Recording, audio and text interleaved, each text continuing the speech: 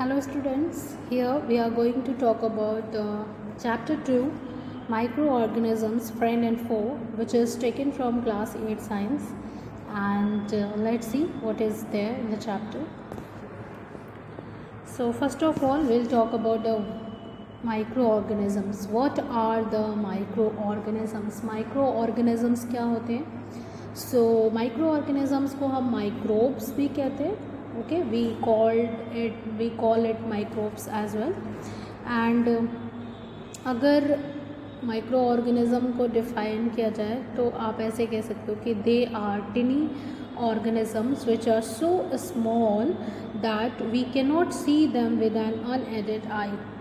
Okay, the organisms which are very small that we cannot see with our naked eye, that organisms are called microorganisms or microbes.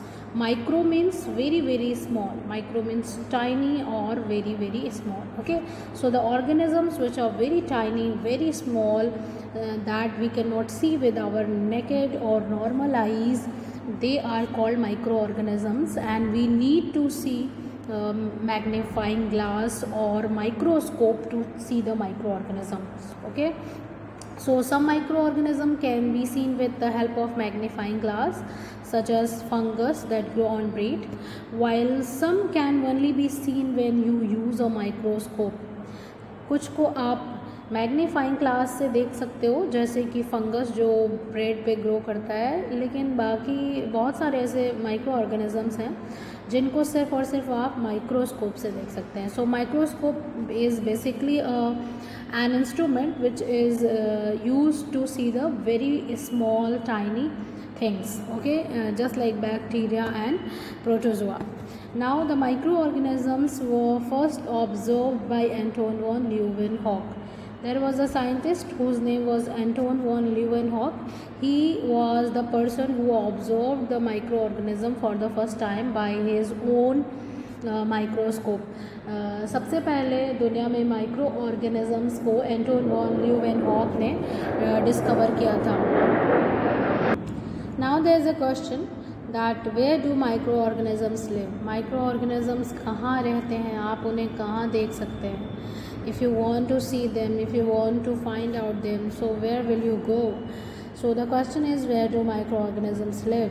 Microorganisms, they are omnipresent. Microorganisms को हम बोलते हैं they are omnipresent. They are present everywhere. Microbes can survive all kind of environment. ये किसी भी तरीके के environment में survive कर सकते हैं, ज़िंदा रह सकते हैं. जैसे कि icy cold climate to hot spring. बहुत ही ज़्यादा ठंडा icy cold climate से लेकर ये hot springs मतलब वो पानी के झरने होते हैं जहाँ पर बहुत जो है पानी वो बहुत गर्म होता है. इट बॉयल्स, ठीक है, वहाँ पे पानी जो होता है वो बॉयल होता रहता है, उनको हॉट स्प्रिंग्स बोलते हैं. नेचुरली वो पानी बहुत गर्म होता है. तो आइसी कोल्ड क्लाइमेट से लेकर हॉट स्प्रिंग्स तक में भी जो है वो माइक्रोब सर्वाइव कर सकते हैं. एनी काइंड ऑफ टेम्परेचर में वो सर्वाइव कर सकते हैं. They can live in desert as well. Desert में भी रह सकते हैं. मार्शी लैंड, दलदली जगहों पे भी रह सकते हैं जहाँ पे ह्यूमिडिटी ज़्यादा होती है, पानी ज़्यादा होता है, वहाँ पे भी रह सकते हैं. Some microorganisms are independently while others live as parasites. कुछ ऐसे माइक्रोऑर्गेनिजम्स होते हैं जो इंडिपेंडेंटली मतलब फ्री लिविंग होते हैं, सॉइल वगैरह पानी वगैरह में पाए जाते हैं, फ्री लिविंग होते हैं. बट कुछ ऐसे भी माइक्रोऑर्गेनिजम्स होते हैं जो पैरासिटिक इन नेचर, मतलब किसी दूसरे लिविंग ऑर्गेनिजम्स की बॉडी में वो रहते हैं और सर्वाइव करते हैं inside the bodies of other organism including animals and human being. आपको पता है आपकी बॉडी में थाउजेंड्स ऑफ बैक्टीरिया होते हैं जो कि माइक्रो ऑर्गेनिज्म हैं. They live in intestine and on your skin lots of bacteria are there. So as a parasite भी रहते हैं, एज अ फ्री लिविंग भी माइक्रो ऑर्गेनिज्म रह सकते हैं. So microorganisms can live anywhere in any kind of environment and they can survive there. Now we'll talk about the types of microorganisms. Okay, so microorganisms को categorize किया है हमने 4 major types में. ठीक है, 4 major types हैं. What are these 4 major types of microorganisms? These are here. एक को हम लोग बोलते हैं बैक्टीरिया, दूसरे को हम लोग बोलते हैं फंजाई, तीसरे को प्रोटोजोआ एंड चौथे को algae. So these are the categories of microorganism. Microorganism को हमने इस तरीके से डिवाइड किया है 4 कैटेगरी में, बैक्टीरिया, फंजाई, प्रोटोजोआ और एल्गी में। बैक्टीरिया का कुछ एग्जाम्पल जैसे कोकस, बैसिलस, स्पिरिलम। फंजाई में आप देख सकते हैं ब्रीड मोल्ड, पेनिसिलियम, एस्पेजिलस। प्रोटोजोआ में अमीबा, पैरामीशियम, प्लाज्मोडियम जो कि मलेरिया कॉज करता है।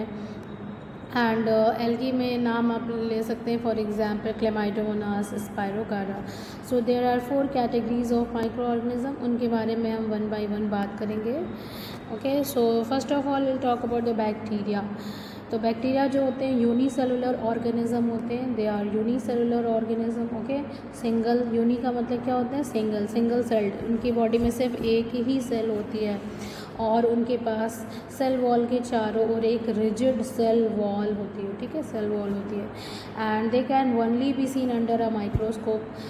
सिर्फ हम उनको उन्हीं माइक्रोस्कोप से देख सकते हैं जिनकी स्ट्रेंथ जो होती है 100 to 1000 times more and large करके हमें दिखाती है, ठीक है। अल्ट्रा स्ट्रक्चर ऑफ बैक्टीरिया अगर हम देखें तो this is the diagram of bacteria, ठीक है। ये बैक्टीरिया है, एक सिंगल सेल है। सबसे बाहर की ओर एक बहुत ही टफ सी लेयर होती है जिसको बोलते हैं कैप्सूल या फिर स्लाइम लेयर। उसके अंदर एक सेल वॉल होती है, फिर उसके अंदर एक और मेम्ब्रेन होती है जिसको हम प्लाज्मा मेम्ब्रेन कहते हैं, ठीक है। अंदर जो होता है वो फ्लूइड भरा होता है, साइटोप्लाज्म होता है, और साइटोप्लाज्म के अंदर जो है वो बहुत सारे पार्टिकल्स होते हैं जिनको हम राइबोसोम्स बोलते हैं। फूड ग्रेन्यूल पाए जाते हैं और इस तरीके का इनके पास जेनेटिक मटेरियल होता है जिनको हम न्यूक्लियोइड बोलते हैं। कैप्सूल के ऊपर इस तरीके से आपको fibre like, hair like structure देखने को मिलता है जिसको हम पिली बोलते हैं। एंड इनके अंदर डीएनए भी होता है, ठीक है। और एक आपको एक लंबा सा, एक बड़ा सा एक थ्रेड या फाइबर देखने को मिलता है इनकी बॉडी पे, इसको बोलते हैं flagellum, and that helps to move. ये इनको मूवमेंट में हेल्प करता है। Okay, so this is the structure of a typical bacteria. Types of bacteria based on their shapes and their example. अब हमने बैक्टीरिया को उनके शेप के अकॉर्डिंग, उनके सेल की शेप के अकॉर्डिंग हमने उसको डिवाइड किया है, बैक्टीरिया को टाइप्स में डिवाइड किया है, ठीक है। तो सबसे पहले यहाँ पे आप देख सकते हैं in this diagram you can see that पहला जो शेप होता है वो कॉमा शेप होता है, कॉमा शेप बैक्टीरिया। कॉमा की तरह ये इस तरीके से होते हैं कॉमा शेप बैक्टीरिया। जैसे एग्जाम्पल आप ले सकते हैं विब्रियो कॉलेरी। ये एक पैथोजेनिक बैक्टीरिया है और it causes a disease. Pathogenic का मतलब जो बीमारियां कॉज करते हैं, तो पैथोजेनिक है मतलब, और ये कौन सा बीमारी कॉज करता होगा आप इसके नाम से गेस कर सकते हैं, विब्रियो कॉलेरी। तो ये कॉलेरा नाम की बीमारी जो है वो कॉज करता है, इट कॉजेज़ कॉलेरा, ठीक है। ये कॉमा शेप बैक्टीरिया का आप एग्जाम्पल इसको लिख सकते हैं। सेकेंड जो शेप ऑफ बैक्टीरिया है वो है स्फेरिकल शेप, ठीक है। कैसा होता है, स्फेरिकल शेप्ड होता है, राउंडेड होता है स्फेरिकल शेप। और ये देखिए बहुत सारे जो स्फेरिकल शेप बैक्टीरिया हैं एक के साथ एक मिलकर चेन के जैसा बनाते हैं। तो इसका एग्जाम्पल आप लिख सकते हैं स्टेफाइलोकोकस या स्ट्रेप्टोकोकस। अच्छा, जो कॉमन शेप बैक्टीरिया होते हैं उनको हम टेक्निकली उनको हम क्या बोलते हैं, विब्रियो बोलते हैं। Okay, vibrio. अगर कहीं पर भी विब्रियो लिखा हुआ है तो इसका मतलब आप समझ सकते हैं कि it is comma shape bacteria. उसी तरीके से अगर बैक्टीरिया का शेप अगर स्फेरिकल है तो हम उसको कोकाई बोलते हैं। तो किसी भी बैक्टीरिया के नाम में अगर कोकस सिंगुलर है, कोकाई जो है प्लूरल है, तो अगर कोकस या कोकाई आपको लिखा हुआ मिलता है किसी भी बैक्टीरिया के नेम में तो आप समझ सकते हैं कि the shape of the cell of bacteria is rounded, ठीक है, स्फेरिकल है, राउंडेड है। ओके, नेक्स्ट पढ़ते हैं रॉड शेप बैक्टीरिया। तीसरी कैटेगरी क्या है, रॉड शेप। इनकी सेल का शेप कैसा होता है, रॉड शेप होता है, ठीक है। और इनको टेक्निकली हम क्या बोलते हैं, बैसिली। तो किसी भी बैक्टीरिया का नाम, जैसे लैक्टोबैसिलस एक बैक्टीरिया जो दूध को दही में कन्वर्ट करने का काम करता है, तो दिस इज़ द एग्जाम्पल। तो बैसिली अगर बैक्टीरिया के नेम के एंड में है तो आप समझ सकते हैं इट इज़ रॉड शेप्ड, ठीक है, ये रॉड शेप्ड होता है। यहाँ पे एग्जाम्पल दिया हुआ है ई कोलाई एंड साल्मोनेला, और इसमें आप लैक्टोबैसिलस भी लिख सकते हैं जो दूध को दही में कन्वर्ट करता है, ठीक है। चलिए नेक्स्ट आपका है स्पाइरल शेप बैक्टीरिया। स्पाइरल का मतलब होता है स्प्रिंग शेप, ठीक है। स्प्रिंग शेप, जैसे ये स्प्रिंग्स होती हैं इस तरीके से स्प्रिंग शेप होता है, इसको हम बोलते हैं स्प्रेला, ठीक है। जैसे एग्जांपल है Treponema and Borrelia. Treponema and Borrelia are the example of spiral shaped bacteria. So these are the types of bacteria based on the shape of the cell. Cell की शेप के बेसिस पर bacteria को इस तरीके से हमने इन 4 category में divide किया गया है, which is very basic classification. Now we will talk about the fungi, ठीक है। दूसरी कैटेगरी ऑफ माइक्रो ऑर्गेनिज्म हम पढ़ेंगे, and these are non green plants and hence can not make their own food. Fungi का characteristic ये होता है कि ये नॉन ग्रीन होते हैं, मतलब इनके अंदर क्लोरोफिल नहीं होता, इसलिए अपना ये फूड खुद से नहीं बना पाते हैं। So they live either live as parasite, तो या फिर वो पैरासाइट तरीके से रहते हैं, या फिर वो सड़ी गली चीज़ों पे रॉट आइटम्स से अपना न्यूट्रिशन गेन करते हैं, ठीक है। जैसे कि यहाँ पे पैरासाइट का एग्जांपल दिया पक्सीनिया विच कॉजेज़ वीट लीफ रस्ट। ये पौधों में बीमारियाँ कॉज करते हैं जो पैरासिटिक फंजाई होते हैं, ठीक है। और बाकी सारे जो मोस्टली जो फंगस होते हैं वो क्या होते हैं, सैप्रोफिटिक होते हैं। They are saprophytic in nature. Saprophytic का मतलब होता है the organisms which derive their nutrition from dead and decaying matter. जो डेड मरे सड़े गले चीज़ों से अपना न्यूट्रिशन ऑब्टेन करते हैं उनको हम सैप्रोफिटिक कहते हैं। तो ज़्यादातर जो फंगस होते हैं वो सैप्रोफिटिक होते हैं, जैसे ब्रेड मोल्ड, ठीक है। ये देखिए ये पक्सीनिया ट्रेटेनिका है, ट्रेजेसिना है, जो एक ये पैरासाइट है, ठीक है। ये गेहूँ के पौधों में पैरासाइट की तरह रहता है और बीमारी कॉज करता है, ठीक है। ये bread mould, this is the bread mould, and the bread mould is the saprophytic है ये, क्योंकि ये सड़ी गली चीज़ों पे, जैसे ये ब्रेड सड़ रही है तो यहाँ से ये अपना न्यूट्रिशन डिराइव करेगा, okay. Bread mould the example of saprophytic fungus. अगर हम फंगस की बात करें तो फंजाई लाइक मशरूम, इसका एग्जाम्पल यहाँ पे मशरूम, मोल्ड्स, मिल्डेव्स एंड ईस्ट। ये ईस्ट है, जैसे ईस्ट, ओके। तो ये आर यूकैरियोटिक होते हैं, it means they have true nucleus, इनके पास ट्रू न्यूक्लियस होता है। मेन कंपोनेंट्स ऑफ फंजाई, अगर फंजाई के स्ट्रक्चर का बात करें तो इनके पास एक स्ट्रक्चर होता है, इसको बोलते हैं हाइफी, जो थ्रेड लाइक फिलामेंट्स होता है, जो किसी भी सबस्टेंस के अंदर जाता है और एंजाइम सिक्रेट करता है to break down nutrients into smaller molecules and absorb them, ठीक है। और स्पोर्स बनाते हैं ये, जो एक यूनिट ऑफ सेक्सुअल और एसेक्सुअल रिप्रोडक्शन के लिए जो एक रिप्रोडक्टिव बॉडी है, and that spores are spread out into the environment, and whenever they get the suitable condition they grow into the fungi, ठीक है। जैसे यहाँ पे आप देख सकते हैं, इस डायग्राम में हम देख सकते हैं कि ये जो है ये जो आपको ऐसे थ्रेड लाइक स्ट्रक्चर दिख रहा है, ये आपका है हाइफी, और यहाँ पे जो है ये स्पोरेंजियम है, यहाँ से स्पोर्स, ये स्पोरेंजियम है और इसमें से इस तरीके से स्पोर्स जो होते हैं वो बाहर निकलते हैं, फिर एनवायरनमेंट में ये स्प्रेड आउट हो जाते हैं, और जहाँ पर भी इनको सूटेबल कंडीशन मिलता है तो they attach there and they grow into the complete fungus. फिर ये स्पोर्स जो होते हैं वो कंप्लीट फंगस में ग्रो कर जाते हैं, okay. Now will talk about the algae. Algae के बारे में बात करेंगे। These are the simple plant like organisms, plant के तरीके के ऑर्गेनिजम्स होते हैं और ज़्यादातर एक्वेटिक होते हैं, मॉइस्ट जगहों पे जहाँ पे पानी होता है वहाँ पे पाए जाते हैं। इनके पास सेल वॉल होती है और they have chlorophyll and they can make their own food by photosynthesis. Photosynthesis के तो अपना खाना खुद बना सकते हैं, क्योंकि ये क्या होते हैं, ग्रीन होते हैं, इनके पास क्लोरोफिल होता है। एल्गी कैन बी यूनिसेलुलर और मल्टी सेलुलर, ये एक सेल इन भी हो सकती है, इनके पास मेनी सेल, बहुत सारी सेल्स भी हो सकती हैं। जैसे एग्जांपल है डायटोमोस, क्लैमाइडोमोनास, सीवीड, ठीक है। यहाँ पे आप एग्जांपल देख सकते हैं क्लेमाइडोमोनास एक यूनिसेलुलर एल्गी है, वॉलवॉक्स भी एक यूनिसेलुलर एल्गी है, लेकिन बहुत सारे वॉलवॉक्स एक साथ मिलकर कॉलोनी बना कर रहते हैं। ठीक है, ये अल्वा है, हाइड्रोडिक्टियन है, यूलोथ्रिक्स है, फ्रस्टिला है, ये सारे क्या हैं, these are the examples of algae. Next हम बात करेंगे प्रोटोजोआ के बारे में।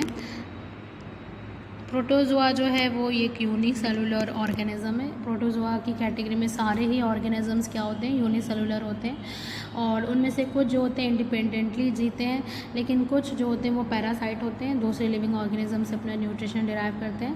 पैरासिटिक जो प्रोटोजोन होते हैं वो बीमारियाँ कॉज करते हैं in plants, in domestic animal, in human being. Plants में भी बीमारियाँ कॉज करते हैं, हम जो एनिमल्स पालते हैं अपने घरों में, पेट एनिमल्स, उनमें भी, और हमारे बॉडी में तो करते ही हैं।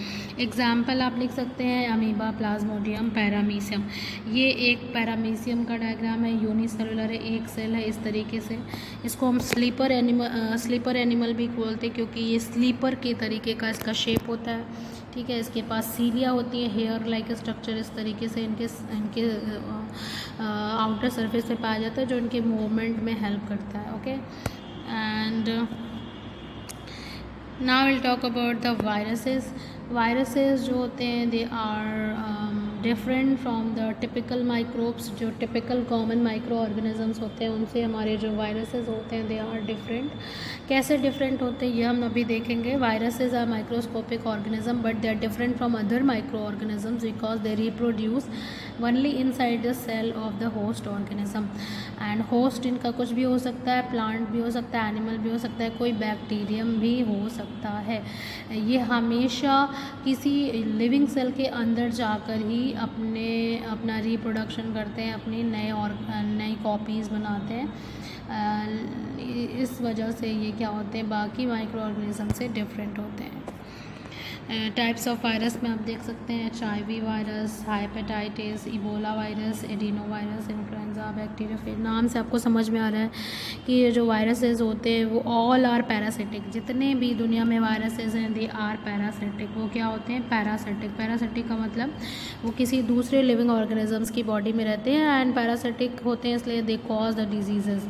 ये बहुत, हर एक जो वायरस होता है वो कोई ना कोई डिज़ीज़ कॉज करता है, तो ये हाईली पैथोजेनिक होते हैं। प्लांट्स में भी बीमारियाँ कॉज करता है, एनिमल्स में भी करते हैं, और ह्यूमन बींग्स में तो करते ही। अभी आप कोरोना वायरस का नाम सुन रहे हैं। कोरोना वायरस जो है वो कोविड-19 नाम की बीमारी फैला रहा है, जिससे बहुत सारे नुकसान हो रहे हैं, लोग मर रहे हैं। वायरसेस जो होते हैं they are very very small, much smaller than bacteria, and come in a wide variety of shapes and size. बहुत ही बैक्टीरिया से बहुत छोटे होते हैं, इसलिए किसी बैक्टीरियल सेल को भी इन्फेक्ट कर सकते हैं। बहुत सारे इनके शेप्स होते हैं, साइजेस में आते हैं, और एक complete virus particle is known as virion. Complete virus particle को हम क्या बोलते हैं, वायरियन बोलते हैं। Virion consist of a nucleic acid surrounded by capsid. Capsid is a protective fold made of protein. The subunit of this protein called capsomere. Viruses can be seen only by an electron microscope as they are intramicroscopic in size. Outside the body of living organism they do not show any reaction and hence can be crystallized and stored like non-living things. किसी भी living organisms के बाहर ये non living की तरह react करते हैं, behave करते हैं, इसीलिए हम इनको connecting link between living and non living organisms. ठीक है, क्योंकि ये जब किसी लिविंग सेल के अंदर जाते हैं तो अलाइव बिहेव करते हैं, और जब बाहर होते हैं तो ये नॉन लिविंग बिहेव करते हैं, इसलिए हम इनको connecting link between living and non living कहते हैं, क्योंकि ये दोनों ही तरीके से बिहेव करते हैं, living as well as non living. Okay, एक टिपिकल वायरस की अगर हम स्ट्रक्चर को देखते हैं, अगर स्ट्रक्चर की बात करते हैं, तो उनके पास सिर्फ और सिर्फ एक ऐसे कवरिंग होती है, प्रोटीन की बनी हुई कवरिंग होती है, जिसको हम कैप्सिड बोलते हैं। It is called capsid. और उसके बीच में कैप्सिड के अंदर जो है वो इनका जेनेटिक मटेरियल होता है, या तो डीएनए हो सकता है या फिर आरएनए हो सकता है। दोनों में से किसी एक चीज़ का बना हुआ इनका जेनेटिक मटेरियल होता है जिसमें सारी इन्फॉर्मेशन होती है। तो इनके पास दो ही चीज़ें होती हैं, एक तो कैप्सिड आउटर कवरिंग जो प्रोटीन की बनी होती है, और अंदर एक जेनेटिक मटेरियल होता है जो या तो डीएनए या फिर आरएनए किसी एक का बना हुआ होता है। तो इस तरीके से सब very simple very basic structure होता है वायरस का। So this is all for this video. In the next video I'll talk about the another topic of this chapter. Till then, thank you.